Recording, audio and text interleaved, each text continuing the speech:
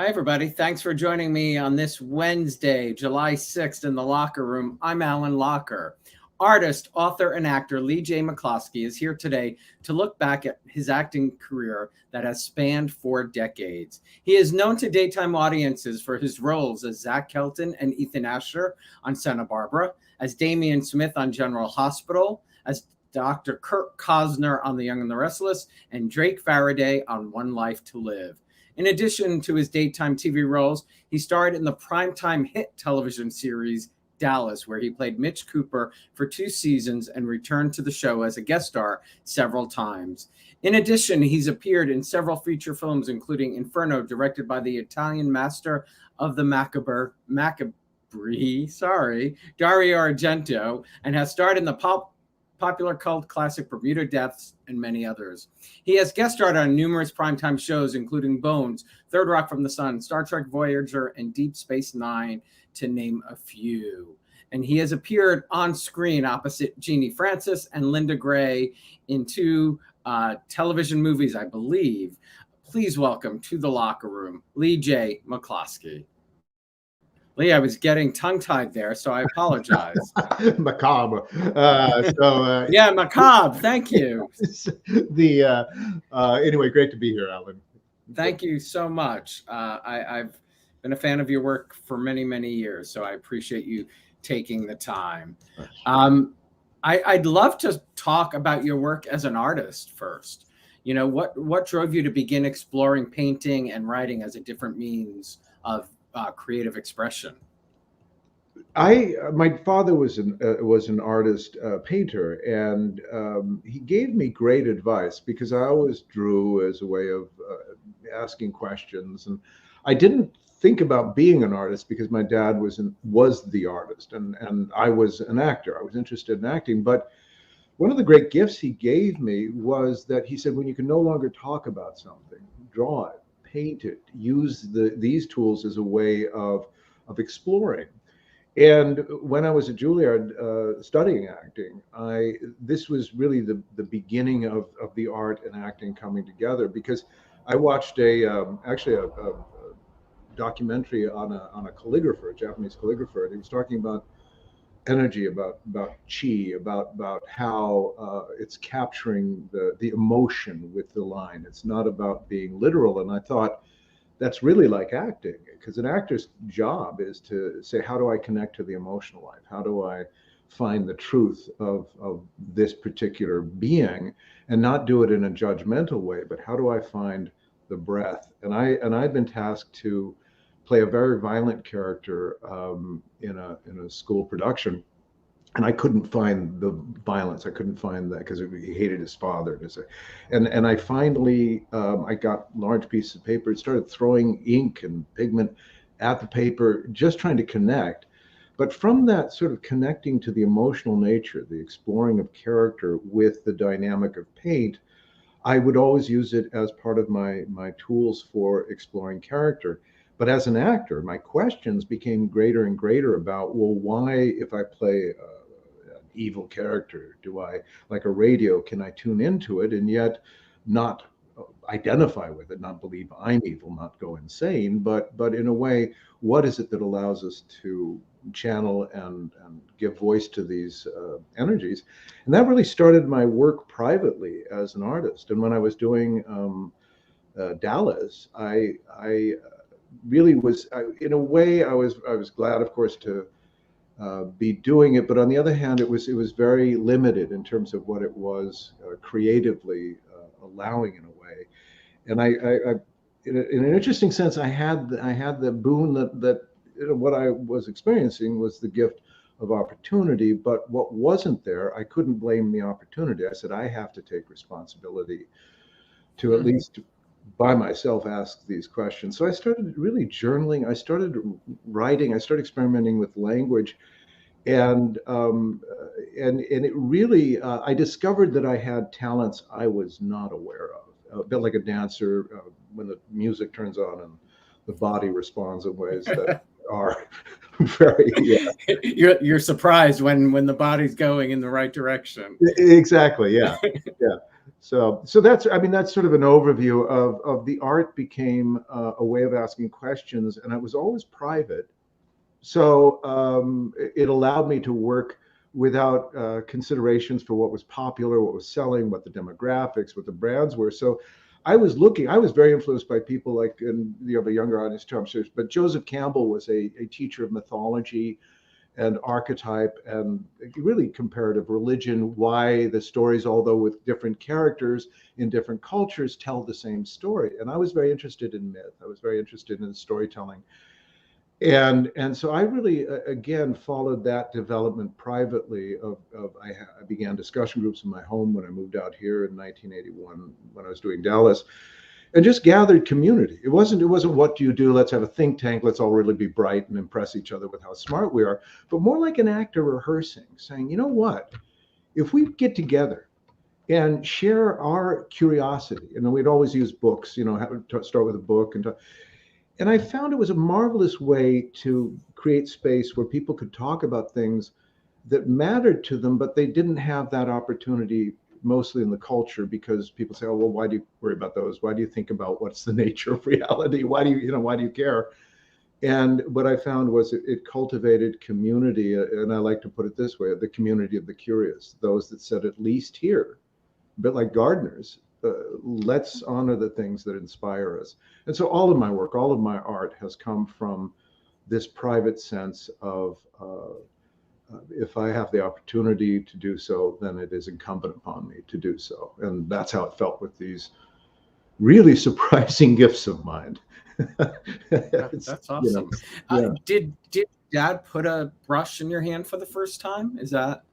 It was very marvelous because my dad really was. It was like having a bit of a sage philosopher because he wasn't about the object, about art. He would never say like, how do you, what do you see? He'd tell me, how do you feel about what you see? In other words, he would always try to bring in not just the object, but the emotion connected with the object, and allowing that expression as a painter to be part of that quality. And so it was frustrating as a kid because he wouldn't let me use rulers or geometrical instruments, and I was going, why? And he goes, I don't want to, because he would always say, and I didn't understand at the time, he said, well, a ruler destroys the emotional value of a line. You should be able to do it with your hand because the imperfection allows it to breathe. And I thought, oh, interesting. So he gave me more, I would say, the tools of approach, and not to be a painter as a profession, but as a life devotion. Let this be your way of communing with the things that matter to you. As a matter of fact, I said to my dad, because he was a bit of a mystery, and he was born in 1912, so he was older when I was born. And I said, Dad, what about your legacy? And he looked at me and he said, just don't worry about who I was or what I did. Everything that mattered to me is in my paintings. There's my story. And I thought, I like that. Let the best of me represent my yearning and my desire to, in a sense, find meaning with this brush he had. And he was quite a poetic painter. So that's incredible. How would you describe your art today? If somebody was asking you to. It's in the realm of the mythological, archetypal, the art of the imagination, of the creative imagination. And so my work now, I actually wrote a book and created over 17 years. I spent on the major arcana of the tarot. And what's interesting for me, it was more like an actor taking on a role. I wasn't particularly I didn't feel I had to revision the tarot. It wasn't like a life thing that I felt burning inside of me. It was much more the curiosity of a friend asked if he could use existing drawings of mine as tarot archetypes. And tarot means wheel. A lot of people don't know what it is. Tarot essentially is like looking at the piano, the keys of the piano, and seeing each note, but realizing that each note is also a character, like the Empress or the Devil or the Emperor. And when we understand this theater of these notes, these characters, we begin to realize that the genius of the tarot is a way, like with theater, it's a way of not judging the characters in the world or within oneself, but realizing that one is composed of all of these different notes or keys and qualities, and that we see them also projected into the outer world. And so my book, which I wrote about this, and I wrote it with actors, creative beings, people that aren't really interested in divination as much as they are, why am I wired the way I am? Why, when somebody says, be yourself, do I ask, well, which one? So when I'm in a good mood, a bad mood, when I'm hungry, when I'm angry at, this or that, and we start to realize that we are all of these weather conditions, like seasons.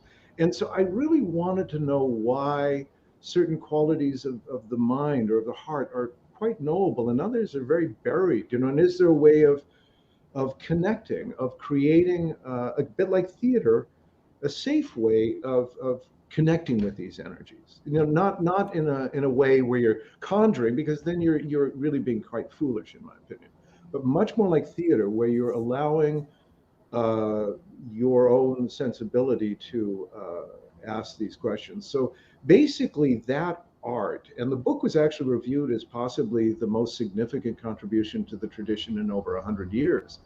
But I spent 17 years on it. And the thing and my drawings are highly, highly detailed. They take the question to the next chapter, I'm convinced. An odd way, because I was an actor, I never had to be an artist, which oddly freed me to ask questions that weren't obedient to, well, art doesn't interest in it's like, I'm interested. I don't need you to be interested. I think that's why my art is in my home, and where I'm sitting in my studio has become the hieroglyph of the human soul. And this began on 9/11/2001, when the towers came down in New York. And it triggered my painting for the last 20 years, every day, an environment that, not expectedly, but I was very interested. Again, my questions were about energy, about why, if a chair is a chair, but we know it's atoms, why do the atoms decide to remain a chair and not just become energy? What is it that binds these things? And so I had an environment here where I could ask questions domestically, privately, within an environment of safety, because I think a lot of the questions one wants to ask, we don't have space for it culturally. There's too much judgment. There's too much self-judgment. And so I think that part of my great call was to first, with the Tarot Revision book, to really create the foundation for when we want to know who we are, if we begin to realize we are far more than we assume, and that we have far more capacity than we have been taught, we start to create a different agreement about who and what we think we are. And this is what happens with actors, if you think about it. When you do a character, you begin to realize the character is based on, well, I'm this and I'm not that. And then you realize most people, well, I'm this and I'm not like that. And I don't like those people, I like these people. But you see how in that we're choosing to identify ourselves.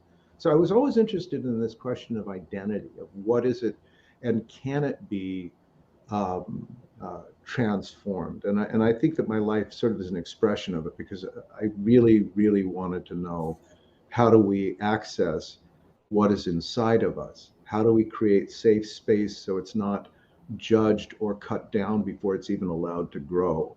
And what is it that integrates it? And that's why it's in my home, because in your home, and this is my joke, but it's true, no matter how grand your cosmology is, your wife will look at you and tell you to take out the garbage.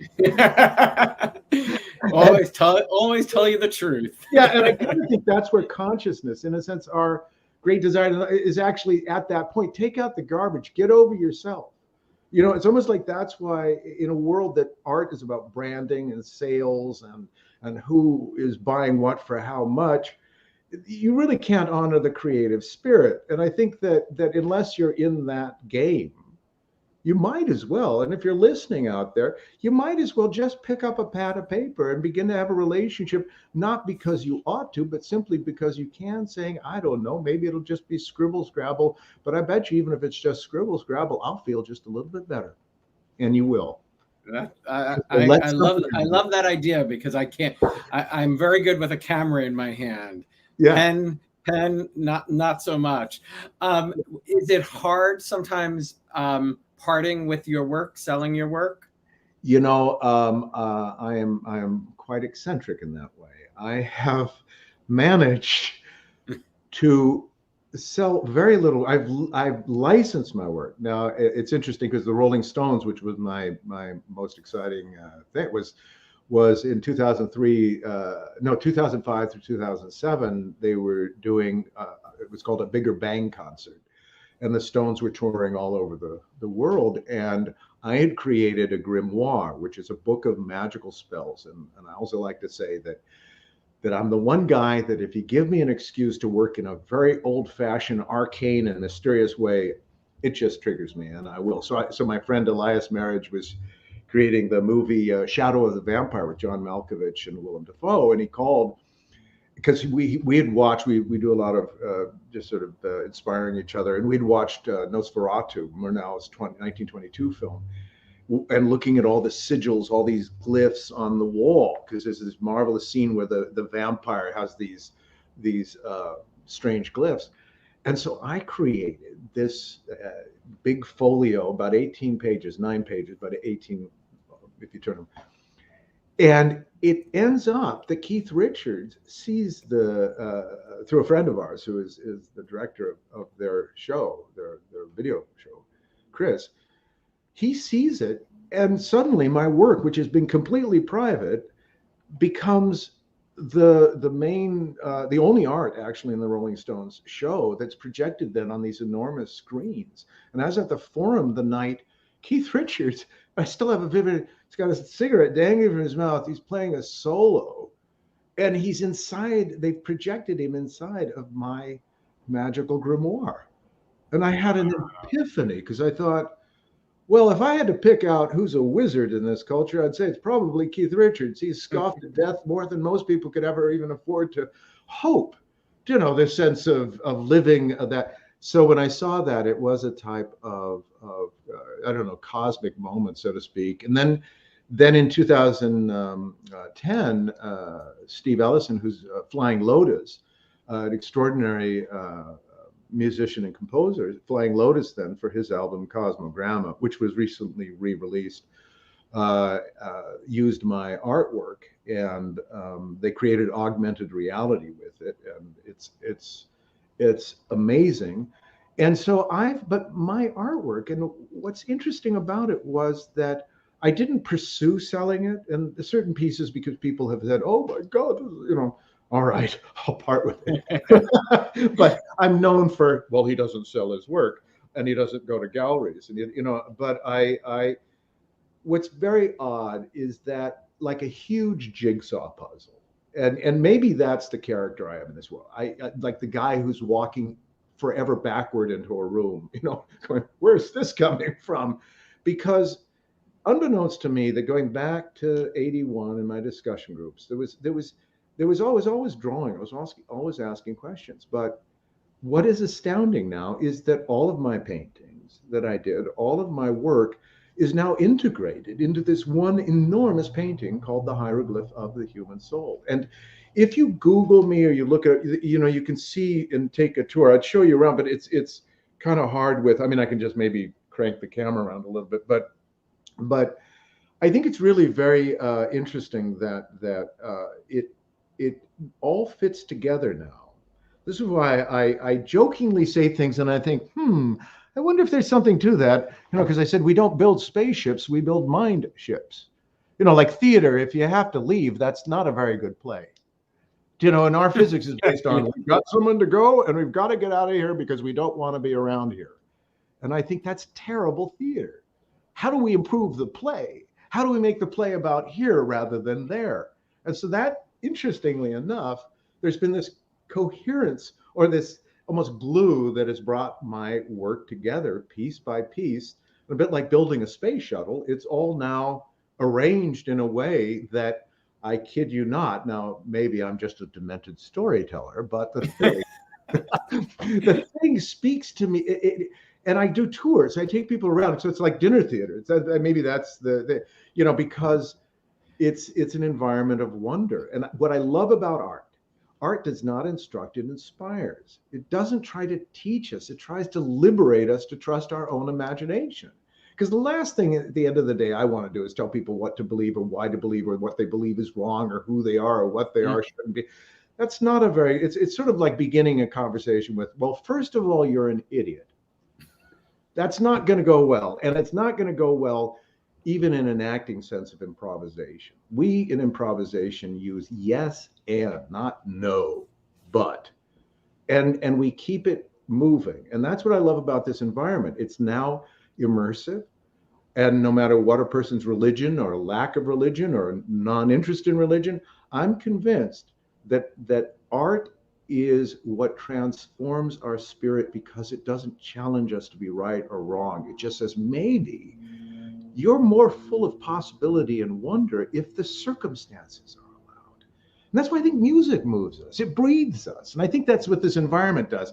It breathes us. And what I love to tell people is it's in the first language. It's just paint, like the cave. So I say I'm the last of the cave painters.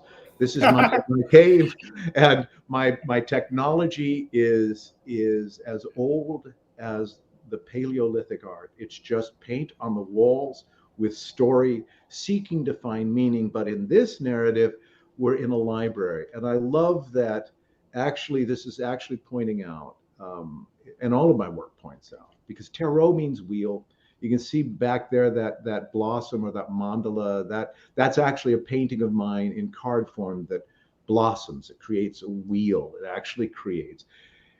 And so I started to think, because in theater, you really think about a lot of the implications of the play itself. It helps you understand your character. You're not simply your character. And I think in this world, we have a tendency to get stuck on it's about me rather than it's about actually this character of mine in relationship with these other characters, so that's what I feel is so essential here. It's well, the fans would love a quick crank of the camera. Jill said, crank the camera around and show us your studio. Yeah, let me actually.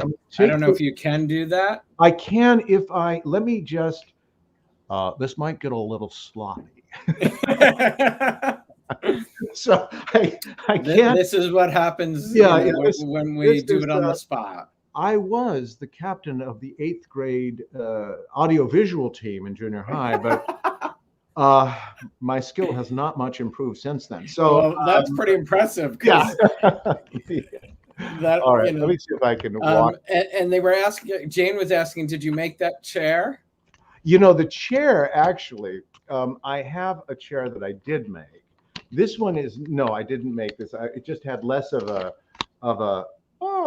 there we are. I'm seeing, this is, okay, let me, okay.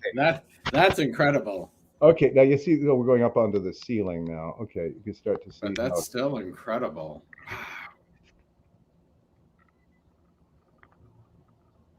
And you've painted all of that? All of this. Wow. See, I don't want to get anyone motion sick, but let me see. Maybe I can carry this around if it'll unplug. Let me see if I can do this. Yeah, if you get disconnected, just do the same thing you did to connect. But... Okay. All right, let's walk. So you can see it's very much what history are we at? Yeah, it looks like it's frozen at the. Oh, there you go, a little. Yeah, I think you're breaking up a little. Oh, okay. Let me see. But that is incredible, Lee. Wow. I'd love to see if I can show you. These are. How many hours of the day are you? Wow, that is spectacular. Every day, as many hours as I can, and if it's not being grandpa or having things, it's. But this. Grandpa might be your favorite role, I bet. I love being a grandpa. I call it generational optimism. You turn the news and you go, we're done. And then you see your granddaughter and you think, no. What's beautiful about this world of ours is that that there's always a tide that's coming that in a way is prepared for just how Wow, that is screwed up beautiful. Yeah, and then I'll walk back. We'll go sitting. Where is this? Is the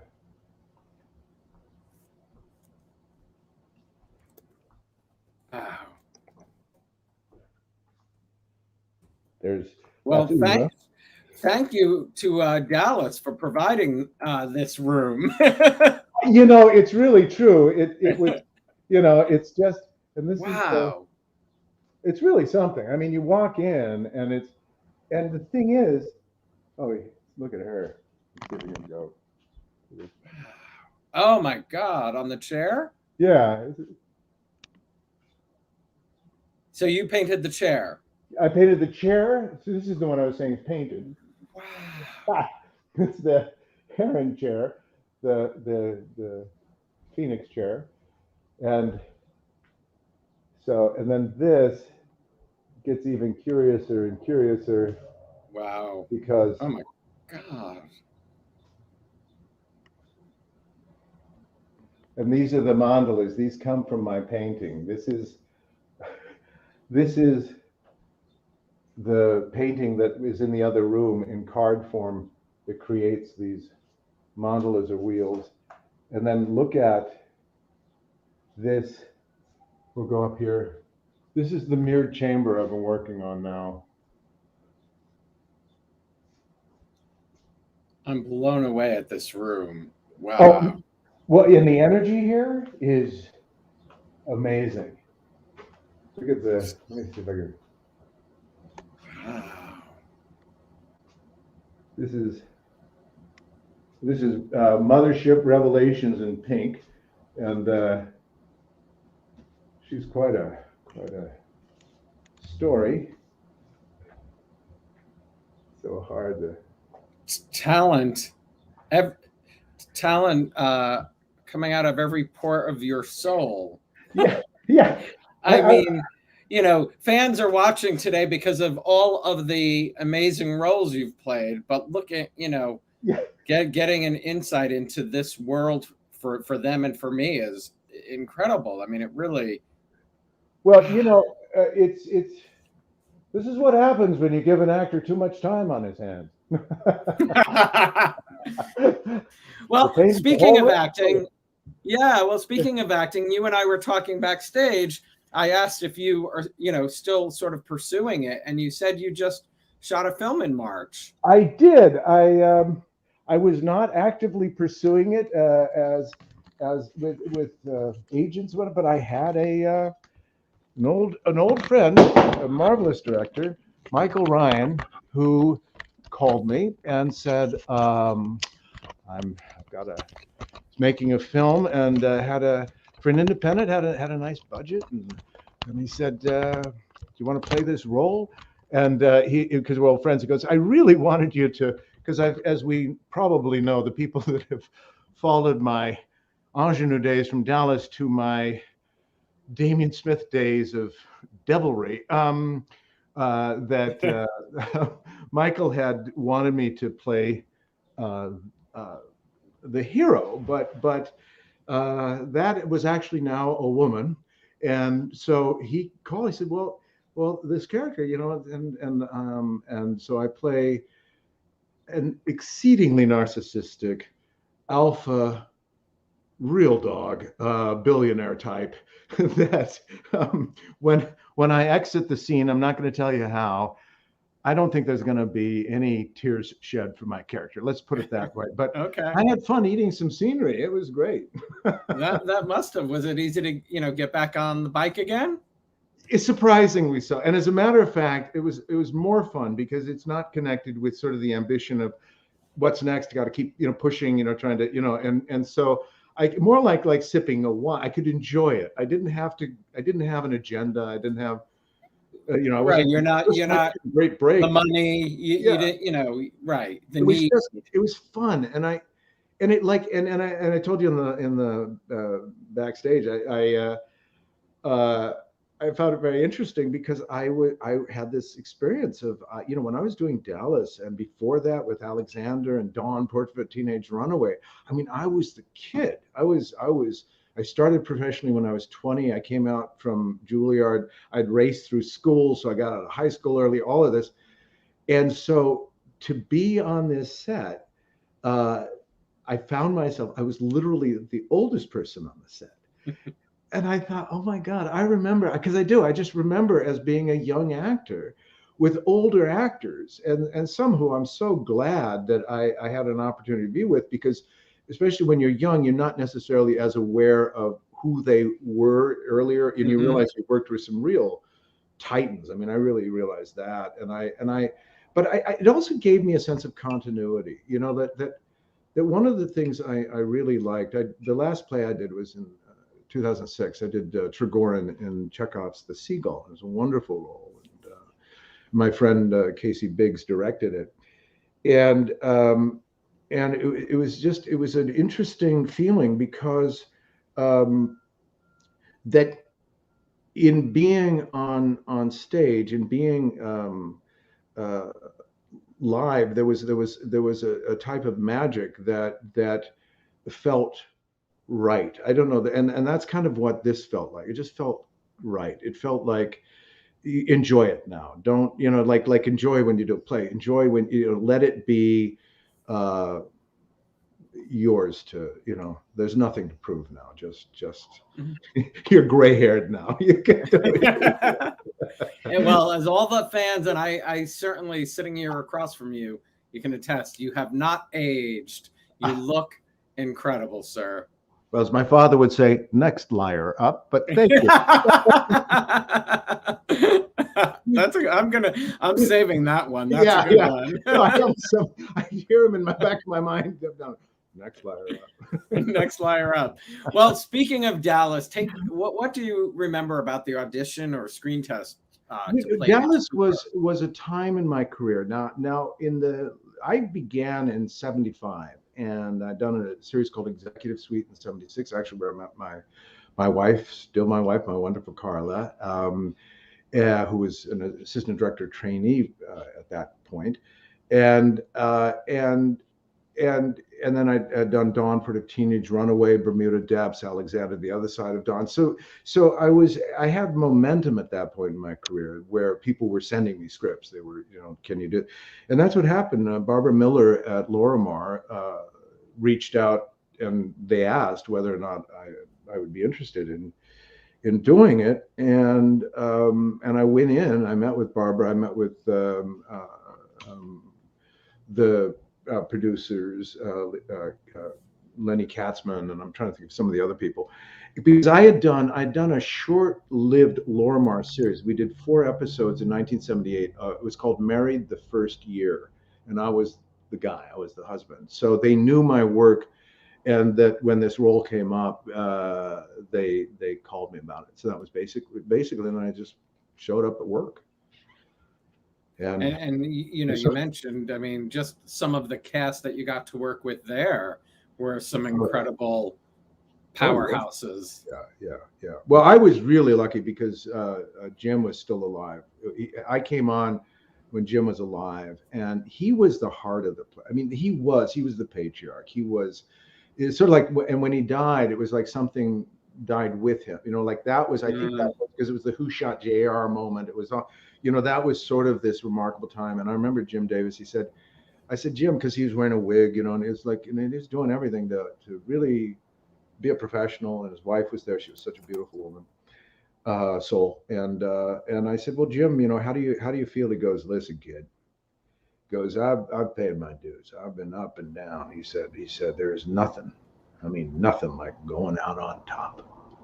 And I thought, he had a role that people loved him in, that he finally was realized. And I thought, yeah, that's a nice parting gift, because he was cool. He was just, and really, I mean, Dallas is going out on top. Yeah. He was, and he was Jock Ewing. I mean, he was hit. It was like, it was an interesting time, because it's a time that could not happen again in this time. It was like a time of of television history where everyone had 3 channels, or it wasn't this inundation. So Yeah. yeah, Completely. yeah. One of your fans, Yannick, sent me a memory. He said, one of the funniest memories I have of the show is Mitch cramming for an exam, his eyes turned towards his books in total concentration, and Charlene Tilton's Lucy comes out of the shower in a towel and trying to be as seductive and sexy as possible with a sultry voice, repeating, Mitch, Mitch, and this dude just not bringing his eyes up out of his books until she dropped the towel. And as soon as he wrote that to me, it came back in a flash. That's funny. That's funny. Yeah. God, that's funny. Yeah. Well, someone's got to get your attention. Someone's got to get your attention. Absolutely. The doctor's Which studying. was very serious, probably a little too serious, but I mean, when you look back on that whole experience, what stands out or comes to mind immediately for you?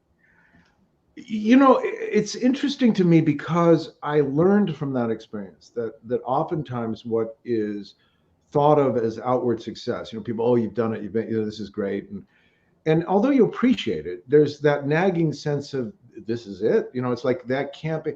So again, like I talked about in the beginning, I really think that it was a very transformative period for me because that Dallas was a phenomenon, and it's fascinating to be part of a phenomenon, to go in wherever in the world and, hey, Mitch, it's like, oh geez, but it was again, I almost look at everything as chapters in one's life, and that chapter of my life was this realization of a certain level of success, a level of frustration with because I'd done some pretty meaty roles, and with Mitch I had real trouble because I thought, I'm blonde, blue-eyed, and bland. I don't know what to do here. I don't know.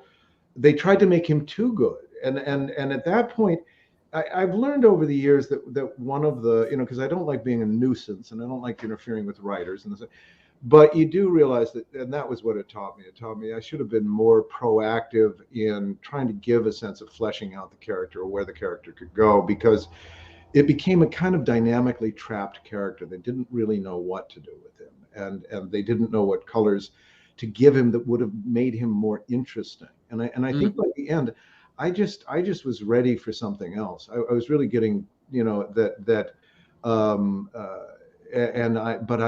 always hoped that the transition would be that we would have been able to find some way to corrupt the character, some way to make him more, like really play the next setup. But it was like they always, like on a soap opera, you have to be aware that they will reset the scene over and over again, and it will be slightly different. But if your character is just about, this is about relationship tension, they don't talk to each other, they will cut back to that relationship tension. It'll be the same scene, slightly different, to keep everyone going, oh yeah, that's right. And then they go over to the other characters. It's not a critique. It's just the nature of the beast, but for me, I think that, this is where I really started to work much more, again, not with the conceit, oh, maybe I'll be an artist then. I never have thought that way. But I thought I have to do something that allows me to not sort of see what's missing. If something's missing, then maybe there's something I can do, because I didn't have to take the art seriously. It was, I could then, and I'd always journaled, I'd always, written and whatnot. And it gave me, and I think that that's what started to divide. I could say that I've lived 2 lives, a public life and a private life, and that they're coming back together, because the actor side, I always felt that Hollywood, that what it became for me was a patron, meaning like in the old days, it was the patron for my artist, meaning it was allowing me to live here. It was allowing me to hold discussion groups weekly with people that were interested in ideas and things as well, so that it wasn't a debate club. It was much more, again, like a rehearsal process for theater, where people are really trying to explore. And so that private side of my life then led into, from the discussion groups into about 2008 or 9, Carla and I started having public gatherings here. So we would have performers here, show documentaries, have documentarians here. We even had the Dalai Lama's monks perform here. We had classical concerts here, and all the, and it was because I felt that the gift I was given was this place, and I said that I must share it. You know, it's like if you're given the opportunity, and so it's become, and what I really find so extraordinary is it has become very much a meeting place for the community of the curious and people that, you know, in all of these different gatherings, up to about 5 every week, and that's, then COVID hit, but that's what, also when the Woolsey Malibu fire came to our front door, and I grew up out here by 2 miles from here, so you don't leave, because you know you're not going to have water, you know you're going to lose your electricity, you know the fire department's not going to show up, so you basically have to be really self-reliant, and I knew that because I'm old school. So Carla and I stayed, and a fire tornado hit us. It actually hit me, threw me back into the house, and it was on. And for the next 20 days, we had no electricity, didn't have water. I mean, it was an apocalyptic blaze that burned. Of the 240 houses in this neighborhood, it burned 180 of them to the ground. So we were just completely devastated as a community by this extraordinarily awful fire.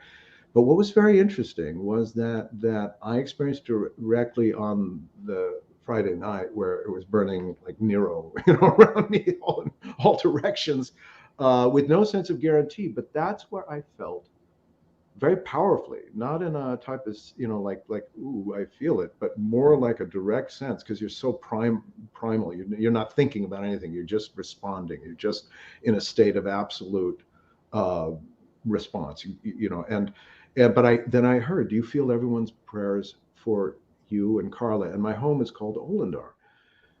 And I did. It was palpable. And that was extraordinary, because I realized that what we don't, like love, you don't feel that, because usually we're moving into the next moment, or we're anxious about what's going to happen, or thinking about what didn't happen, or whatever. But in a moment where everything is on fire and you're not sure whether you're going to make it through the night, you're stripped of all of that sort of concern. And that's what was so powerful, because I began to realize how important this sense of community was. And I really do. I said thank you, and will always, to those that in their thoughts and prayers were so concerned about us. And we don't know whether there's any efficacy to those things. Well, I went from like appreciating it like an actor does in improvisation, to really more of just as a human being going, no, you have no idea to what degree are protecting something, are valuing something. I felt Notre Dame, which was set on fire about 90 days later, that's where the world went, this cannot burn. And that's what this felt like here. It was this feeling that people were saying, this cannot burn. So I felt very, I don't know, I just felt that it was a great affirmation of the things we truly value. And this is my home. And I think that people recognize that home, if we think of the heart, is, well, not what do you hate, who do you hate, what do you fear, but who do you love, who do you serve, who are you responsible for? And that's why everything here is, and I say my art, that the key to all of this is the domestic space.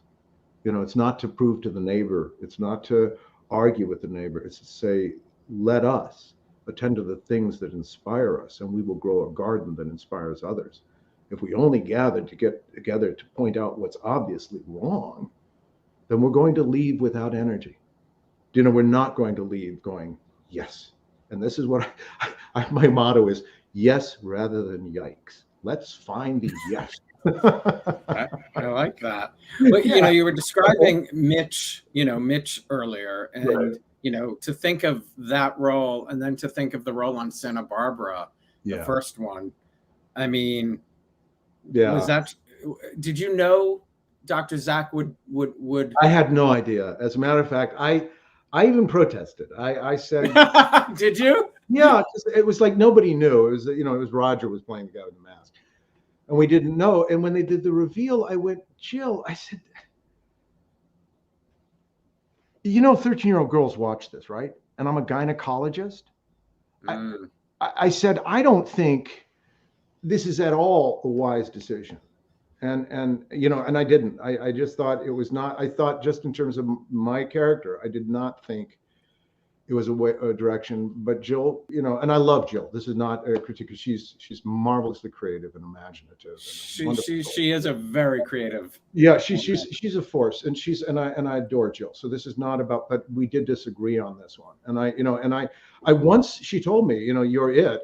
I said, okay, give me the scenery. I'm going to start eating it. I'm obsessed with my sister who molested me, so I'm impotent. And so I was going through all of the thing. And I thought by the end, when I'm like in the basement, I'm thinking, I could actually just have Verdi on and be singing this stuff, you know, it's so crazy. Yeah, it was a surprise. And then what was of course incredibly flattering was Jill came up to me about 6 weeks later and said, Lee, we realized if you can do that, you can do anything.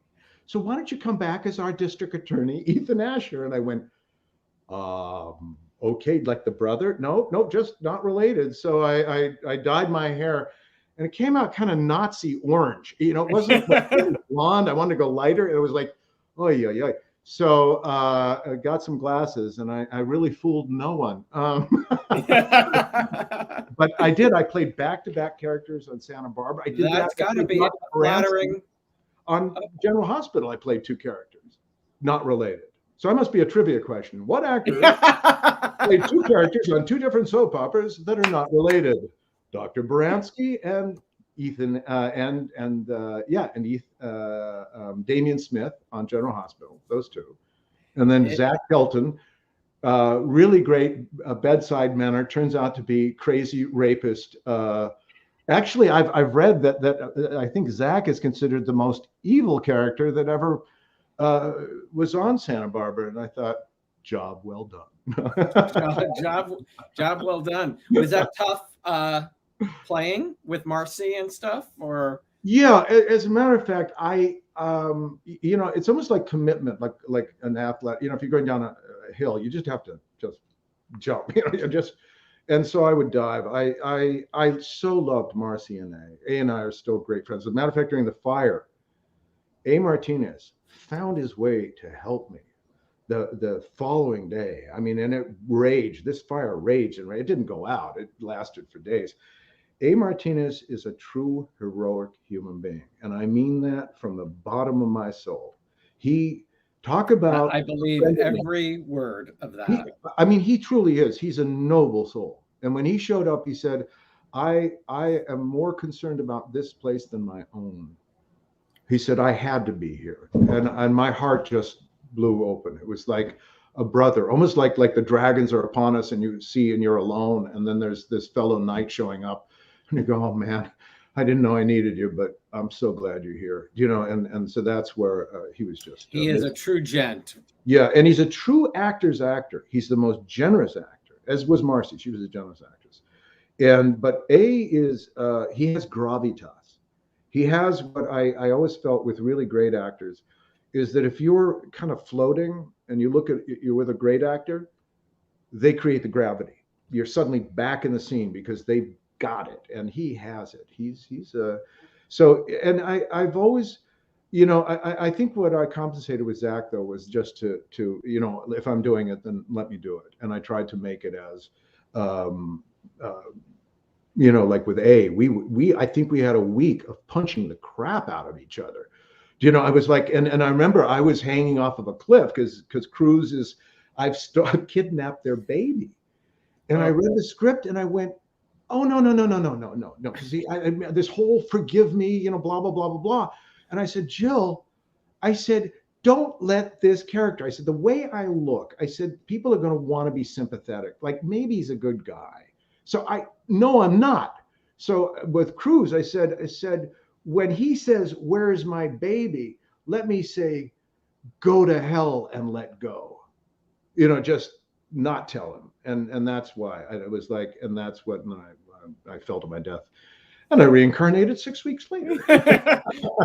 As you do in daytime television. Yes, exactly. As you do. Marnie says, I watched Santa Barbara when Leigh played Zach, the gynecologist. While the story might have been creepy, it was so well executed, and Leigh did an incredible acting job. Thank you. And Jane Rogers and Vincent Irizarry and myself, I loved working with them. And I loved working with them. As a matter of fact, Patrick McComb was Patrick was the head writer at that time. Patrick Mulcahy? He was a genius. I mean, he was able to, because I didn't know about daytime. When I did Santa Barbara, I was like going, and then Barbara Clayman called and said, and there was an actor strike, a writer strike. And I thought, okay. And I did not know what to expect. I had every cliche and stereotype about, down to a soap opera, they overact terribly. And so I didn't know. And I went on the show. Not only was it some of the best written material, the character I was playing, especially before they changed writers. Damian Smith was a nuanced villain. He was an interesting character. And they had so many interesting relationships. And what happens is another character is brought on. It was, I think, John Lindstrom. And like suddenly he becomes a painter. They start to give, and you realize, the writers are paid for the characters they bring on. So if another writer comes on, there's a tendency to move the story toward the ones they want to build up. And I think they really, it was an interesting arc, and I really felt that it was an interesting time. So. And you worked with, again, on General Hospital, incredible people. Again, that's what changed my whole. I said I really got, so was Duke Ellington said, Mr. Ellington, what type of music do you like? He said, well, there are two kinds of music. There's good music and there's bad music. I happen to like good music. And I thought, I'll say that about actors. There are good actors and bad actors. A good actor, regardless of the medium, will rock it. And there are some extraordinary talents on daytime. I did not realize it. I mean, I thought Roscoe Board. I just could go down the list of some A Martinez. These people, certainly A's, Longmire and all sorts of, the ambulance. But you worked with who? Ken Schreiner. You said John Lindstrom. Yeah. And what I liked about all of them, and I liked about General Hospital, was that everyone had kids. It was almost like a fraternity. We'd show up, we'd talk about the kids, we would, and then we'd go, I remember on General Hospital, I still remember Catherine Bell. God almighty, I know her name. Oh, I'm so sorry. But she and I would make out passionately in the scene, and then I just remember we'd both go like that and shake hands and say, all right, good day's work, and leave. And it was Mary Beth Evans. We were a touring troupe that did our job and went home, but it was a great energy. Mary Beth Evans. Mary Beth Evans, what a sweetheart. What a sweetheart. Oh, I loved her. Yeah. And fans were asking Christopher Norris. I mean, again, you come back as a different character and have a. Christopher was extraordinary. I do feel that there are a few times in an actor's career where you enter the realm, so to speak, and you're not really acting, and you are in some other place. And with Christopher, a couple of times that happened, and it was almost mystical. I mean, it was an interesting connection. I mean, like this very deep connection where it wasn't about the scene. It was something was percolating that made it so very interesting, and made it very interesting as a performer, because not something you can do or even try to do, but when it happens, it's about chemistry and about listening. And she was a great listener, and I just felt she was also a good friend. We worked together, and then you don't see anybody, but at the time, I just also really liked her as a human being. And that makes it, because oftentimes, especially with a romantic screen relationship, it's really good when you like the person. Totally. The other person like you as opposed to not being. I can't imagine that it's fun for any actor when you don't. That's got to be a tough thing. But again, kudos to Jill for really knowing, like, the fact to bring you back as Ethan, pairing you with Christopher, and to a successful pairing. I think the daring. I really think Jill's daring was something else. Yeah, and then the unfortunate thing with Ethan was that Jill was replaced by John Conboy, who, as I said, took St. Elsewhere and turned it into Medical Center, meaning he tried to make something that was quirky, unique, full of really talented actors into something it wasn't. And then I guess he'd done the show Capital before, and he was not very good for that. So I just feel like he came in with a type of narcissistic will to change things without, in a sense, an artist's sense of make it better, not just put your stamp, paw, so to speak. Yeah. But yeah, and it just got, and then Ethan and the Star Chamber, all this, it just sort of got lost. It was, and you can see that it's very interesting on those shows because you can really feel when the energy is there, the interest, the excitement around the character. And then when there's confusion, like what do we do now? And then that sort of limbo of and I kept to the producer, I say, so is it 2 weeks or 4 weeks? How long? And they go, well, what do you mean? It's like, it's so obvious when people are going, I think we're going to have to let the character go. And you walk around saying, yeah, and they're trying to go, well, no, nothing's changed, but they're kind of doing so you always know, let's put it that way, when they've shifted, well, I think we're going to go in this direction. But it teaches you, and I think this is important, to enjoy it while it is and let it go when it ain't. It's a good lesson. Yeah. You had mentioned the 80s movies, cult classics, Just One of the Guys and Hamburger the movie. Anything stand out from those experiences? Or when did you realize that they became cult classics? It's a funny thing. I recently, because they re-released a little film called Dirty Laundry. It had Sonny Bono, it had all these like Greg, and all these different sports people and things. But I watched it and I thought, oh, I'm going to hate this. And then I thought it was actually very charming because it's a type of comedy that just doesn't exist anymore. Almost like an innocence about it, that it was like, if you go to a good movie, don't go to this one. But if you want just a silly romp, why not? On the B side, so to speak. But yeah, I was surprised. I was surprised, like Bermuda Depths, which was an ABC made-for-TV movie that was released internationally with Burl Ives and Connie Selica and Carl Weathers, and we go chasing a big turtle, but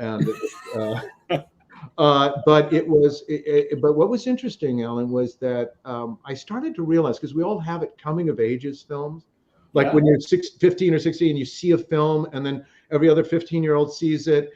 And it has this sort of magical, like, oh, do you remember when we all watched, what was the Flashdance? It's like, oh yeah, that was like, it's like a marker. Well, Bermuda Depths has that. It like has this real special place in a certain age group that saw it at that time. And I love it because it almost creates a magical moment that's timeless because it's connected with their youth, their time. Of course, now it's connected with my youth. But I really, and then Inferno. I mean, Inferno's the Dario Argento movie. That's fascinating because he was an auteur. He's a cult master, which has had such an influence on a lot of other directors as well. So that's interesting because I always found the Argento fans, a lot of them, to be a very literate film group. It was like I even did a conference on something completely unrelated in Chesky Krumlov at the Rosenberg Castle on the Rosicrucian Enlightenment. And I'm walking up the thing. This is in the early 90s, and I Dario Argento, Inferno, and I'm thinking, those people are here. I thought, this is great. So you realize that these films appeal to different people for different reasons. Yeah. The same thing with that film that I realized, never do a film that the title doesn't have anything to live up to. So I wish I'd done Sirloin Steak, but having done Hamburger, I take the same feeling. Like it really doesn't matter what I felt about it or whether, it's almost like it was fun for people that enjoyed it or enjoyed it because of a certain time in their life. So that's That's sort of how I enjoy it. That's a great way to look at it. Most of those things are about times in our lives. Even watching Santa Barbara or, a soap opera. Yeah. Or Dallas. I mean, like you said, it takes me back to 3 channels, Who Shot, all of that. Oh, absolutely. And it's almost like, I think that creates a sense of continuity. Like I'll find myself, it's more like a Twilight Zone or an Alfred Hitchcock. It's older, but there is something stabilizing about, in a way, noticing the historical markers. Like if something does let you, like an old episode of Dallas, is like you're that other person for a little bit. Like you're in a different enthusiasm, and that's one of the things I love. I'm a big fan of like old films, like 30s and even silent films, because for me it's like time travel. Like I'm able to sit with people in top hats and tails and getting into their Duesenbergs and I'm thinking it's a time that's lost forever. But whether it's from the romantic mind of saying film as a historical marker, or from our own lives, film and different experiences as historical markers. Jill said, you may have missed your calling. He should be doing comedy. He's hilarious. Well, my problem with comedy was I found when I'd audition for comedy, I find myself going, usually I'm very limber and funny. I don't know what's wrong. I'm relating to a tree stump right now. I do wish, I would love to have done, I did a little comedy, but seriously, folks, I could have been much funnier. Yeah, you definitely have some serious roles. How many grandchildren do you have today? I have two soul delights. I have a 3-year-old grand girl named Leighton and a 10-month-old grand boy named Theo, and they are the delight of my heart and soul. And beautiful names. Yeah. And they give me what I call generational optimism. It's like, don't worry, new tide is coming. They'll figure it out. Sure hope so. Yeah. Somebody needs to. Yeah. Your daughters did not follow in Dad's footsteps, correct? No, they didn't, except, no, but the artist side, my daughter actually, like Akibono, the Japanese flower arrangement, she has a floral shop in Malibu called Sea Lily of Malibu. And she's a genius with flowers. She just, and out here she's, has houses of people that have a lot of snobs. So, have money. Spend money on flowers. Yeah. I spent, so that's really marvelous. And what's great is that she's got the 2 grandchildren, so they're able to be with us because we're only about a quarter of a mile away, and so it's really great. My other daughter, Brighton, interestingly enough, is a creative executive with Rob Pattinson, and has worked with him for about the last 5 years. Did Batman with him. Wow! So it worked for his production company. Yeah, there are 3 of them, and they work. And she's come up through the ranks. She was a private, an independent film producer. She worked on set. She paid her dues working for a couple of really miserable human beings. But Rob is he's an actor's actor as well, but he's also a really talented, thoughtful man. And it's just beautiful because Brighton is an extraordinary, my daughter, she's extraordinary. She's extraordinarily literate. She's just, she took everything in a way from the environment here, and then her own curiosity and built upon it. So she's an absolute resource because she, like in film, as we know, you're looking for material, you're looking for literature, you're looking for, what to develop, and to have a broad sense of what is possible and to really have these relationships is quite marvelous. And as I say, she's having dinner with a lot of the people I wish I could have met. So, pass it on to the next generation. You say, go girl. Go girl. Yeah, that's amazing. Leigh, it is such a pleasure to meet you. Seriously. Thank you, Alan. You too as well. Thank you for spending the time. Seriously.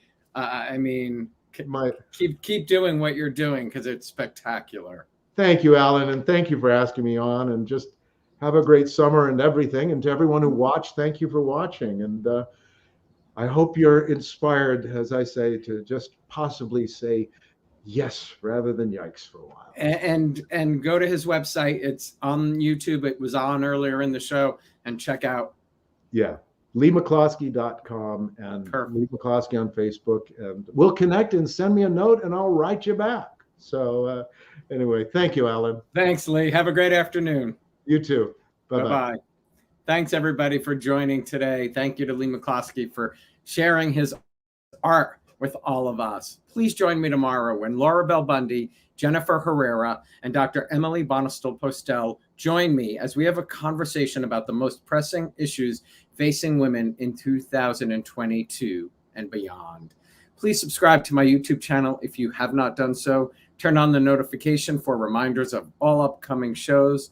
Have a great night, everyone. I'll see you tomorrow. And as always, please stay safe.